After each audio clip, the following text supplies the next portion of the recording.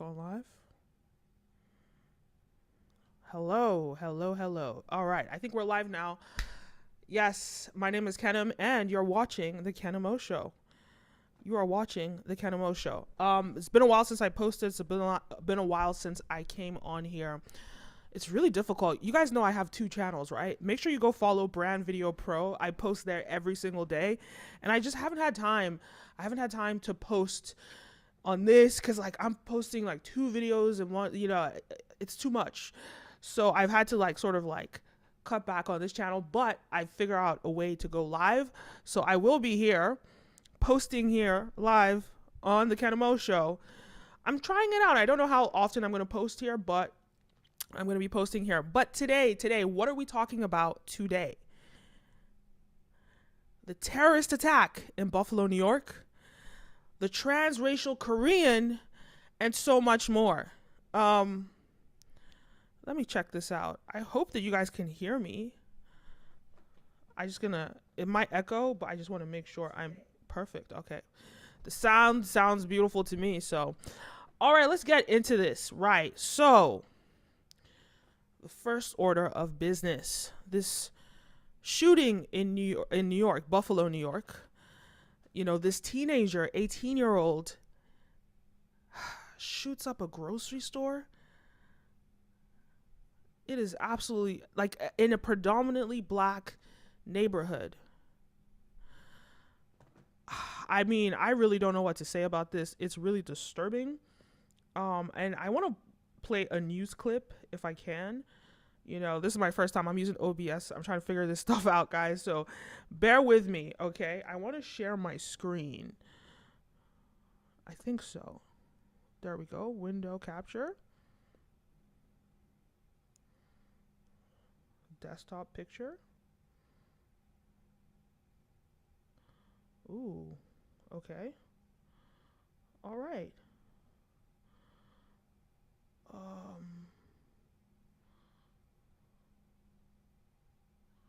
How do I do this? Okay. I see. Okay, I figured this out.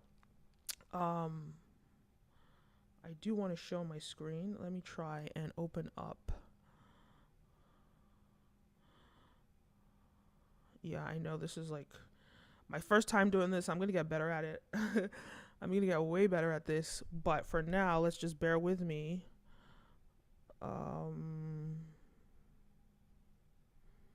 I'm trying to open. Let's see if this works. It says desktop capture. So it's showing it should be showing my desktop right now. But I want it to show. I don't want to show desktop. I want to show a URL. Huh. That's not going to work. Media source? Maybe it's media source? No. Image slideshow. Browser. Boom. Got it. Browser. This is not easy. I feel like I should have figured this out before.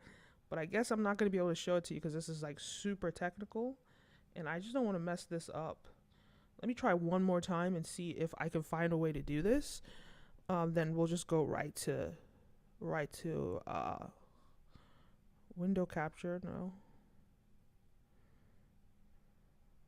Display capture. Could it be? No, not that.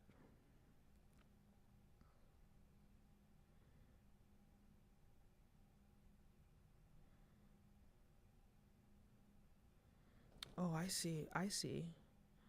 So I just go to the page. All right. So I saw this video about this Buffalo, New York shooter.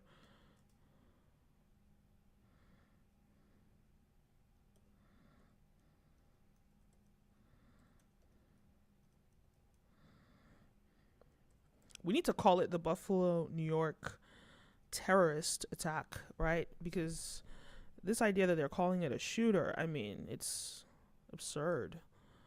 If this was any other sort of situation, they would definitely be calling it a terrorist attack. All right, let's try this. And if this doesn't work, Oh, perfect. Look at I want that. to go back to our top story. There's new information tonight on the mass shooting in Buffalo. At least 10 people were killed. Let's get back to ABC's Alex Boucher in Washington. Alex. What we're learning late tonight, the Department of Homeland Security Secretary Alejandro Mayorkas has been briefed on this as the FBI prepares to investigate this shooting as a possible hate crime. Also brief Attorney General Garland and also the president. But investigators are going to be pouring through multiple online posts that this alleged shooter made, some reportedly praising South Carolina shooter Dylan Roof and others praising the New Zealand mosque shooter. And also late today, we're getting a statement from the NAACP, President Derek Johnson, saying, "We are shattered and extremely angry and praying for the victims' families." All right, Alex, thank you. And tonight, Buffalo's mayor describing that mass shooting as the worst nightmare any community can face. We're also getting haunting images from the scene. Bystanders, you see here, comforting each other beneath an umbrella. Teams of detectives now collecting evidence. We know that a young man dressed in military fatigues and a helmet opened fire with a rifle. Again, 13 people were shot, 10 killed, among them a retired Buffalo officer working security. The suspected shooter is in custody now. Police say he's 18 years old and traveled about 200 miles to the supermarket. Law enforcement sources tell ABC News they're looking into whether he had extremist views cultivated online. Their investigation, of course, still in the early hours. So many unanswered questions. Hi, everyone. George Stephanopoulos here. Thanks for checking out the ABC News YouTube channel. If you'd like to get more videos, show highlights, and watch live How do I event stop coverage, that? click on the right over here to subscribe to our channel, and don't forget to download the ABC News app for breaking news alerts. Thanks for watching. Okay, all right. So I don't know. You guys saw that. I don't know if the sound was good, but hey, we're learning here. Oh no, what's going on? What's going on? What's going on? Queen City witnessed its worst mass shooting in city history, and we're continuing to follow new developments that we're learning. Governor Kathy Hochul, Buffalo Mayor Byron Brown, and Oh, Police hell Commissioner no. Joseph Gremalier are getting ready to speak right now. Let's take a listen in there on Jefferson Avenue this afternoon. I will not be doing that again. How do I do this? Okay. Yeah, I don't think it's playing, but it's playing on here. I don't know what to do about that. So we hear, yeah, New York shooter. That was terrible. That was awful. Let me just make sure I can't hear this sound. Can you guys hear anything?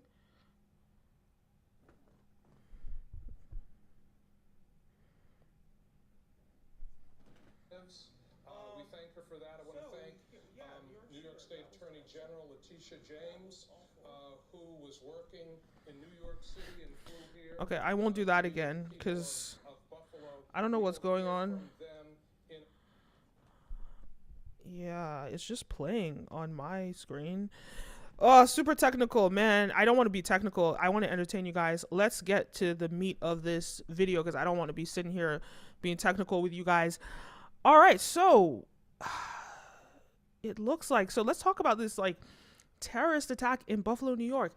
The fact that they're calling it just a New York shooter, you know, I think that report is from last night, so they didn't have much information, but it looks like there's a lot more information out now, and we've heard from the victims, we've heard how terrible this situation was, and again, like the fact that, you know, this is an 18-year-old white supremacist. He was, it's really disturbing, some of the things, you know, but he wanted to kill black people. You know, that was his goal. I think there was, you know, they reported that he had stated that there's an overpopulation of, or the white race is declining. And so that's why he wanted to assist. But to think that someone that's 18 can do something like this is absurd to me. I don't even understand how and who is teaching you to do this, you know, and that's why critical race theory is so important. It's so important for us to educate the youth and just people in general about race, about racism, because there's this like gaslighting, you know, a lot of people love to gaslight the fact that racism exists. That's one part of the spectrum. Then the other part of the spectrum is like, people assume that racists only come in that type of shape, right? Or in that sort of way, like someone that's a mass shooter, someone that's, you know, a lyncher. But racism has many faces. It has many ways of showing itself. And I think that the more that we have these conversations around race, the more likely we're going to overcome this hurdle, this disgusting thing that is happening in this world. So to all the people that love to gaslight, to all the people that say, why do you have to make everything about race? Why can't you get over slavery? To all the people that have these awful things to say, this is the reason. Because Black people can't even go to the grocery store without being afraid of being shot up by some lunatic. And I know you're going to say, oh my God, there were like over almost 200 mass shootings this year.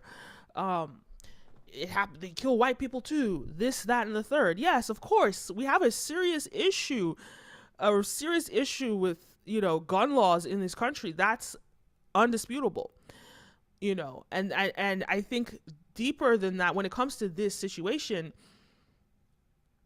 in the issue, when we're talking about race, it happens in so many facets of society, so many different ways and aspects of society that we just cannot ignore. We should not ignore when it's happening. We should not ignore this. It's really, really troubling that people have to deal with it. I'm going to go and check on my computer. I'm very structured, and I like things to work in a certain order, in a certain way. And it's kind of bothering me right now because I think you guys might be hearing the sound that's coming from that video that I just played. So I just want to make sure that it's off. And it's going to keep going. So it's on and it's going to keep going on. So I don't know how to fix this. This is problematic. Damn, OBS. Don't play with OBS. Delete. Right? Transmit. Okay. I just hope it's not working. I hope you guys can hear me perfectly. Yeah, that sucks. Okay, so New York shooter, terrible situation, disgusting thing that this young man did.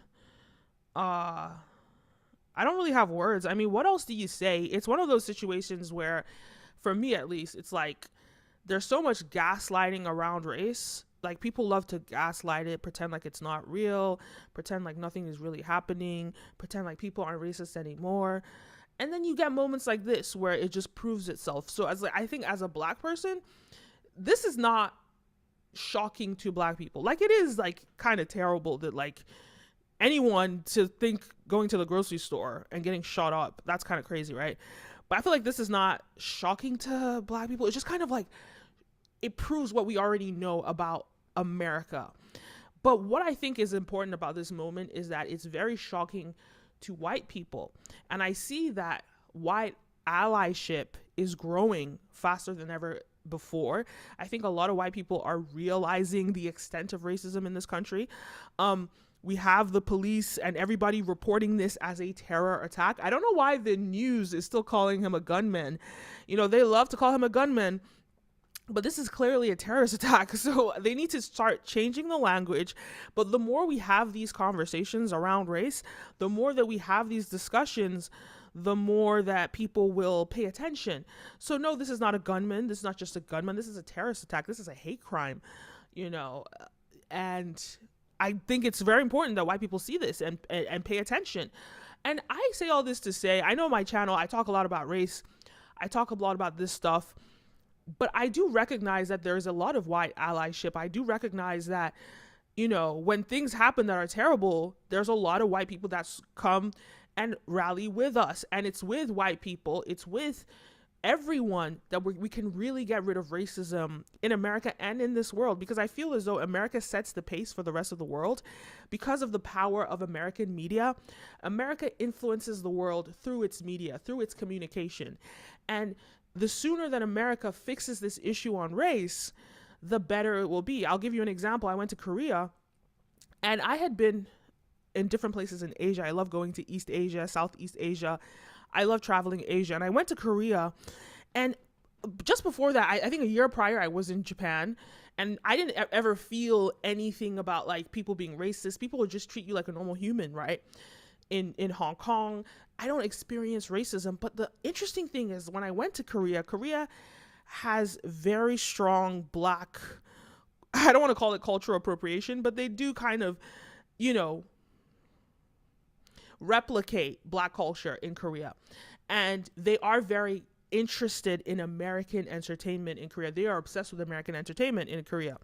Funny enough, they have a great booming entertainment industry, but they are also very interested in American entertainment. And in Korea, I remember trying to get a cab and cabs wouldn't stop for me. And I thought that was weird because like I was in Japan, I didn't have that issue.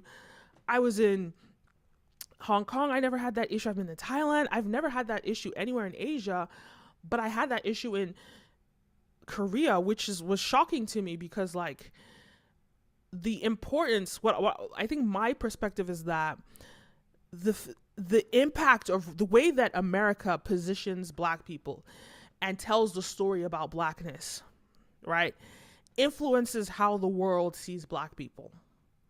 So the more negative these depictions are of Black people, the more the world will treat us like that when we go into these various countries. You know, I have a video about the over-sexualization of Black femininity, and I talk about how, you know, Black women are over-sexualized in the media, so much so that every time you travel the world, the first question they're going to ask you is, Naomi Campbell, Beyonce, how do I look like Naomi Campbell? Look at my size. Do I look like Naomi Campbell? But for some reason, they will ask those type of questions, and it's confusing because it's like, dude, like, you know, what? And it's not even like, I don't even think Naomi's over-sexualized, but definitely beyond, I think musicians are over-sexualized. But my point is, they always have the image of the over-sexualized woman, and that's where they position you. And that's just not something that anybody really wants. You know, you want to be taken for who you are. And so I think the main takeaway in what I'm saying is that we need to pay attention to how America depicts race. We need to pay attention to racism in America. And this New York shooting, I mean, like I said, I don't have much to say about this. It's very disturbing. My condolences to everyone who lost their life, 10 and their families, 10 people dead, 11 people injured.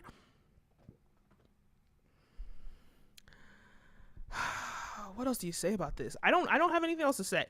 So we're going to have to move on to this Korean thing, but I don't know what happened with this Korean video. I wanted to play this Korean video for you guys, but I don't know what's going on with this. Man, I hope this is, man, what's going on? What's going on? OBS, what is happening?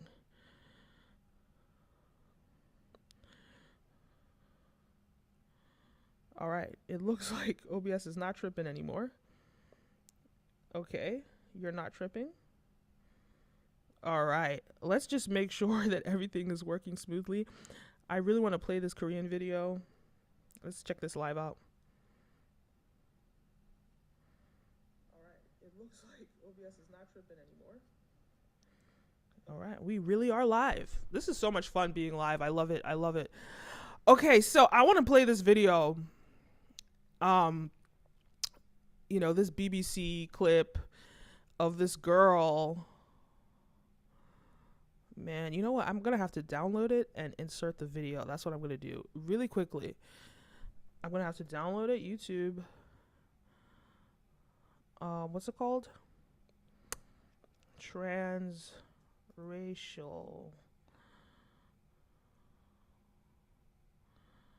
So what do you guys think about Rachel Dolezal? You know, the woman that was transracial. You see, my thing with the whole trans spectrum, whether it's like transracial, transgender, or whatever, and I think transracial is very different. It's very different from transgender. Well, obviously, but even the way that I even understand it and position it, because I feel as though when it comes to transracialness, it's often a lot of white people, because of their white privilege, that are deciding what race that they want to be, right? It's typically white people that do that. With trans people, it's different. You know, it with trans people is different, and I think that in a way, transracial people are almost like co-opting or trying to appropriate transness and put it in a more negative light.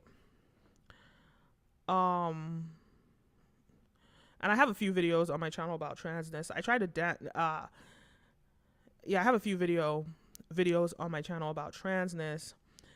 But when it comes to the transracial conversations, it's always these white people that want to appropriate. One thing I think it was interesting about this guy that's transracial Korean, what I think is interesting about him is that his hair is braided. You have an African hairstyle and you're calling yourself Korean. Yes, and it's like, it's so funny because it's like an appropriation of an appropriation, right? So like he's appropriating Korean culture who are appropriating black culture. That's interesting to me. Your hair is braided. What? How is that Korean? You know, but I don't want to say too much about my thoughts. Let me just download this video because it's a really interesting conversation. They go into it in this video. They go head to head. It's juicy. You know, they really go after each other, and it's like, let's talk about this.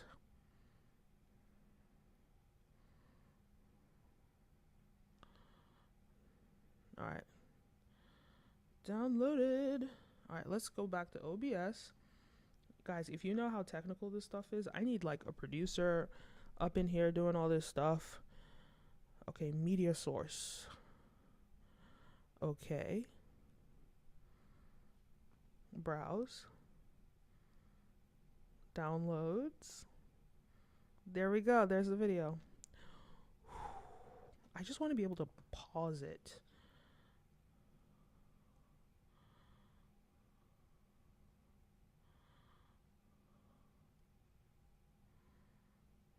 Oh, the video's not even appearing.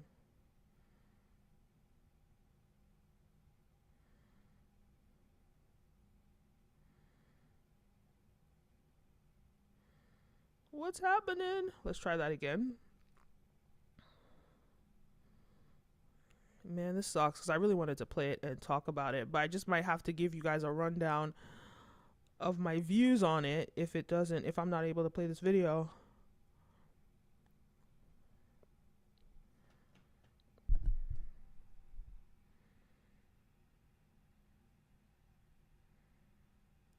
All right, media source. Add existing media source? I don't know. Make source visible, duh. Create new media source.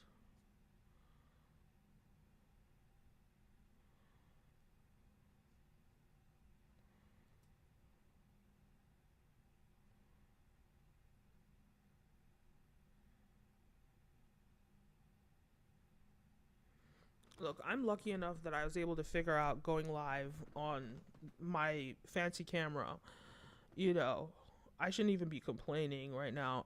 It looks like we're not going to be able to do this. But definitely, guys, go watch that video to talk about transracialness. I think the main takeaways that I felt was that when it comes to transracialness, this woman, she really calls him out on his stuff. As she should, but my thing is,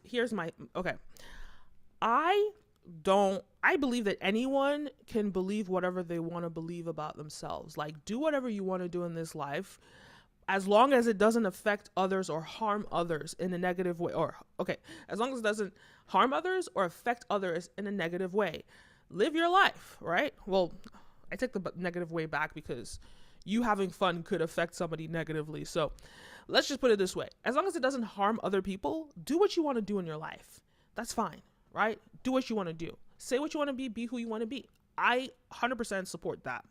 Now, my issue with like the Rachel Dolezal situation is that she was taking advantage of positions or a job that was meant for black people, right? She was taking advantage, so she was exploiting black people in her pursuit of blackness. That's a problem. I have a problem with that. That's my problem with Rachel Dolezal. With him, it's like it's more symbolic. I don't know that he's done anything personally, that's negative, but to me, it just screams white privilege. The fact that you have your hair braided like an African, you think you could do a few surgeries and all of a sudden you're Korean. And I know that probably in Korea, funny enough, they probably don't have an issue with him claiming that he's Korean, because it's one of those things, like Korean is like a country and a culture. So like they could be like, yeah, cool, we're down with you in our country and our culture, because in Korea, they don't have to deal with, or they don't have to face white supremacy face to face. They're an independent country. They do what they want, how they want to do it. So in Korea, he's going to be embraced. Just like Rachel Dolezal, funny enough, was embraced by the Nigerian community, because if she were to go to Nigeria, and she wanted to immerse herself in Nigerian culture and say that I'm a Nigerian, we would accept it, right? Because it's like, that's fine, Well, not a lot of people won't accept it, let's be real. But a lot of people will say that's cool. You could be Nigerian if that's what you want. Fine, right? So a lot of people will accept it. And embrace you wanting to learn our culture. I think that there's a little bit of the ego in a lot of people. They like it when other people adapt their culture. And I think Americans have to often forget that America isn't the default. It isn't the mindset of the world. And because America has spread its culture around the world, it's hard for people to realize the fact that people just let go, people just adopt American culture. What am I trying to say? But because, yeah, my point is that Americans are so used to other people copying their culture, they might not see the impact in other people embracing their culture, because America has kind of like spread its culture and imposed its culture in a way on everybody else in the world. But when you're looking at other cultures, like whether it's Nigerian culture or even Korean culture, when you have a foreigner that wants to immerse themselves in your culture and wants to claim your culture, you kind of embrace that. So I'm sure in Korea they accept him. It's when he comes back to the UK or America, wherever he's from. I think he's American. When he comes back to America and then he tries to be like, well, I'm Korean in America, it's like, bro, shut up. Stop it. Stop it. And in addition to that, he has the privilege of being white to say, well, I am whatever, Korean. I really want to play this video. I might just play it and put the mic really close, because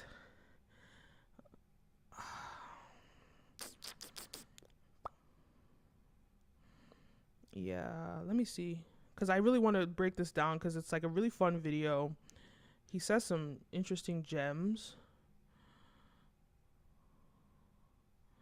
but this thing is too technical, man.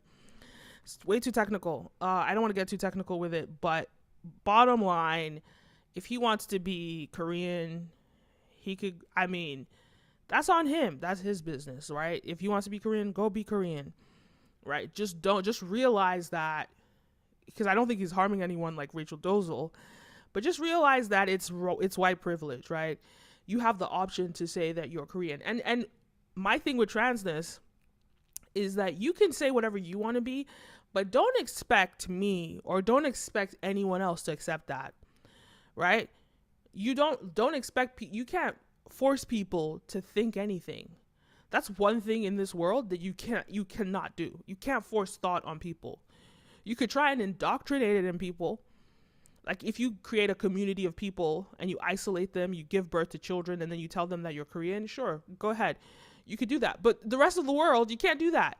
You can't force people to think anything. So you have to accept that people are just not going to accept you. People are going to see a white man with some facial surgeries, and that's all they're going to see. Right? Claiming that he's Korean. Because like at the end of, like, at least if you really wanted to be Korean, go move to Korea, go immerse yourself in Korean culture. And eventually, maybe in 20 years, you will be able to come out and say you're Korean, because culturally, you might become Korean.